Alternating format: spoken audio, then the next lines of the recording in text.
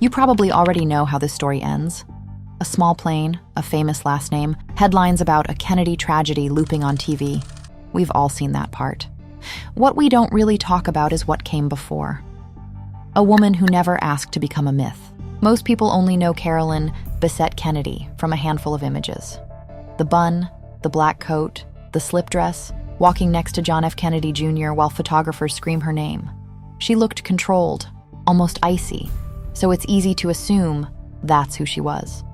However, in reality, the truth is quieter and much more painful.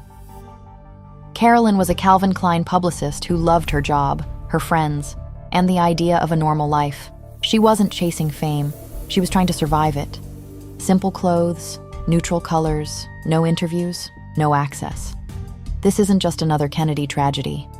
It's the story of a woman who perfected quiet luxury because she was begging for a quiet life, and what it costs a woman to stay sane when the whole world refuses to leave her alone. She wasn't born in couture or into a dynasty. Carolyn Bessette grew up in a fairly ordinary, middle-class world, born in White Plains, New York in 1966, the youngest of 3 girls. At school, she stood out, but not in the way people later imagined. Classmates remember her as funny, social, quick with a sarcastic comment and a big hug. She wasn't the cold, distant woman the tabloids later created. She was the girl people liked to be around. At Boston University, where she studied education, she ended up on the cover of the Girls of BU calendar, not because she was chasing fame, but because friends pushed her into it and she treated the whole thing as a joke. After graduating in 1988, she stayed in the Boston area and did what a lot of 20-somethings do. She tried different lives on for size. She worked in PR for a nightclub company, organizing events and late nights, and briefly tested the waters of modeling with a small portfolio and a few jobs. But it never became a real career. The real turning point came with a retail job that didn't look like a turning point at all. A sales position at the Calvin Klein store in the Chestnut Hill Mall. She was hired on the spot, partly because she fit the brand's clean, minimal look, and partly because she was good with people, confident without being pushy, stylish without being intimidating.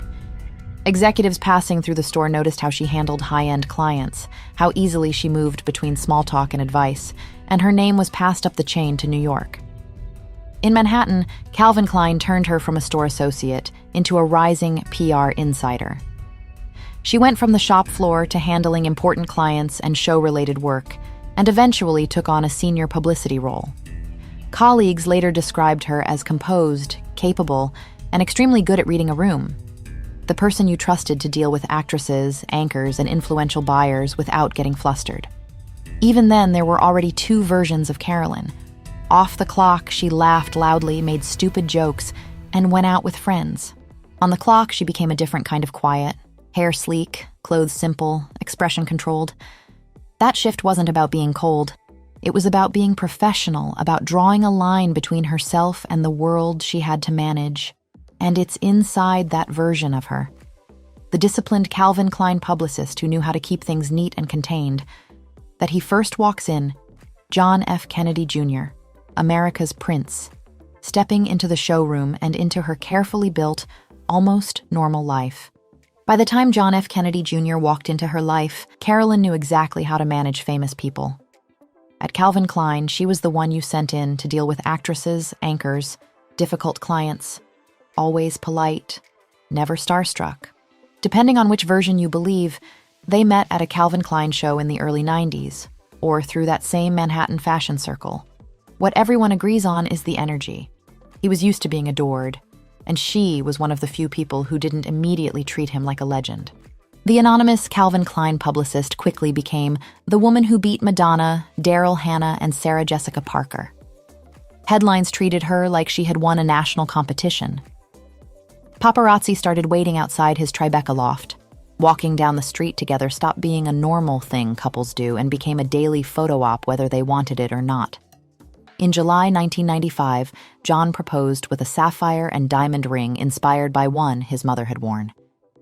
Jackie Kennedy had passed away the year before, in 1994, and Carolyn never got to meet her, something that planted a seed of doubt in both of them. By the time John realized Carolyn was the one, Jackie was already too sick. It was a loss that haunted them both. For most people, an engagement is private. However, for them, it was fuel. What she wore, how she behaved, whether she smiled enough, everything was suddenly evidence in some larger story. The press thought it was writing about America's first son. When she lost her temper during a fight in Central Park and threw the ring at him, cameras caught it. The clip was everywhere. She was immediately recast as the hysterical woman making him miserable, long before anyone had heard her speak. That's partly why the wedding had to be a secret. On September 21st, 1996, instead of a massive New York event, they slipped away to Cumberland Island off the coast of Georgia. A tiny wooden church, candlelight, a handful of guests. Carolyn asked her friend Narciso Rodriguez to make her dress, a simple bias-cut silk gown that would quietly launch his career and permanently attach her name to every minimalist bride mood board for the next 20 years. The images the public eventually saw told a perfect story. John kissing her hand as they left the chapel, her slip dress glowing in the flash. The ultimate modern fairy tale. What almost nobody saw was the panic before the ceremony, when the dress was too loose after she'd lost weight from the stress of keeping everything secret. Narciso Rodriguez had to re-sew it onto her body at the last minute. Even on her wedding day, she was still doing what she'd always done, trying to stay calm while everything around her became bigger, louder, and more dramatic than she ever wanted. After the wedding, John stood on the steps outside their New York building and asked the press to give his wife some space as she adjusted to the Kennedy spotlight. The request was polite, reasonable, and mostly ignored. The fairy tale was now public property. For the world, it was a glossy love story. For Carolyn, it was the moment her life stopped belonging only to her. The problem with a fairy tale like that is that it doesn't end when you close the church doors. Once the wedding photos were out, the story had momentum of its own. For Carolyn, the reality of married life looked very different from the glossy narrative. She woke up into a routine that wasn't really a routine at all. Photographers parked outside, lenses pointed at the door, shouts anytime she stepped onto the sidewalk. If she went out in sweatpants, it became a troubled photo set. If she stayed home for days, that turned into speculation about what was wrong. There wasn't really a version of her day that didn't get turned into content for someone else. At the same time, she was slowly giving up the part of her life that had always been hers. Work. Leaving Calvin Klein was supposed to make things easier, less stress, more flexibility, more time with John. On paper, the idea made sense. In practice, it left her with too much empty space and no real way to fill it. Inside the marriage, the pressure was more mundane and more exhausting than the tabloids ever showed. John was trying to build George into a serious political magazine. He worked long hours, canceled plans, obsessed over staff problems and advertisers. Carolyn reportedly told his assistant, "I just want some normal married time. I'm exhausted." Years later, friends would say the early years of the marriage were the hardest. That Carolyn was frightened, trying not to disappoint John, trying to get comfortable in a world that never stopped watching. On top of that, the public narrative around her got meaner. The tabloids were relentless, claiming she was having affairs, nervous breakdowns, struggling with cocaine addiction. None of it was true. People who actually knew her said the same thing. She didn't have a drug habit. But when over 100 people who knew her were later interviewed, they all confirmed what those close to her already knew. The stories were fabricated. She refused interviews, so there was no quote from her side, no correcting the record moment. Biographers later summed it up as a kind of campaign. The paparazzi and tabloids reacted to her reserve with harassment and vilification, turning her into the icy, vapid, drug-addicted princess they needed for their story. As Rosemarie Terenzio, John's former assistant, later wrote in her memoir, "The meaner the stories in the press, the more Carolyn retreated into herself. The more she hid at home, the sadder she got, the opposite of who she was. From the outside, people saw a woman with everything: the husband, the apartment, the clothes, From the inside, it was starting to look like exactly what one of John's oldest friends called it later. She was unhappy and frustrated, like a caged animal backed against a wall. In those last months, nothing in Carolyn's life was simple anymore. Her marriage to John was in a rough phase, but they were still in it together, still going to events, still trying, still tied to a dynasty that expected them to show up. When Rory Kennedy's wedding in Hyannisport came up, attendance wasn't optional. John wanted to fly them himself. He loved flying. It was one of the few places he could be unrecognized, just a man in a cockpit instead of a headline. For Carolyn, the idea of another big Kennedy gathering, the staring, the whispers, the cameras waiting outside, felt heavy. Friends later said she was reluctant to go. In the end, her sister Lauren offered to come too. She had her own weekend plans at Martha's Vineyard and wanted to support them through a difficult time. On the 16th of July, 1999, nothing about their day looked unusual. She changed her mind about going. He left his office, they packed late, they ran behind schedule, the normal, messy chaos of people trying to get out of the city on a Friday. However, somewhere over the water, that ordinary plan slipped out of reach. The conditions were bad. Haze, darkness, no clear horizon.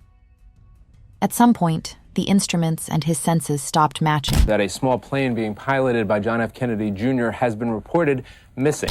When the wreckage was finally found, the story was painfully straightforward.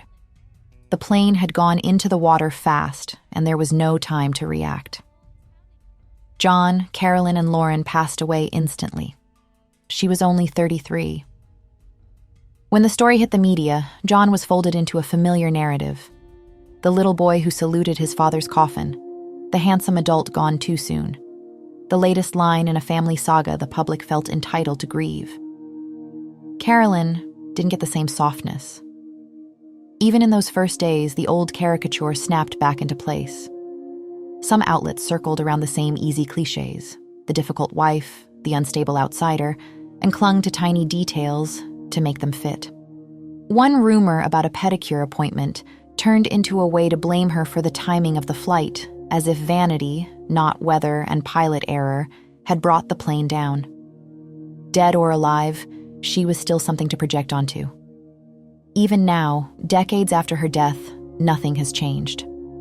Instagram pages repost her outfits. A photo of Carolyn in a black coat can still pull more engagement than a full campaign. Her influence shows up everywhere now. Designers like The Row built entire brands around the aesthetic she lived in. The clean girl look, the old money aesthetic, every neutral cashmere coat on Instagram, they all trace back to her. When Meghan Markle got married, she cited Carolyn's wedding dress as direct inspiration. The slip dress Narciso Rodriguez made for her in 1996 is still being copied 30 years later. She became the blueprint for an entire movement she never meant to start. And that's what makes her story bigger than just one tragedy. What happened to her sits on the same line as what we still do now, turning people into content before we understand what their life actually feels like. The paparazzi don't stand outside one door anymore. They live in our phones. We like to tell ourselves that we've learned from stories like hers. But the way we scroll, comment, and pile on doesn't always look that different from the crowd that waited outside her building. Behind the most copied, quiet luxury wardrobe of the 90s was someone pushed past her limits by a pressure she never asked for. The sad part is that almost nothing about that pressure feels outdated. Only the names and faces keep changing. So what part of Carolyn's story stayed with you the most? Thank you for watching, and I'll see you in the next one.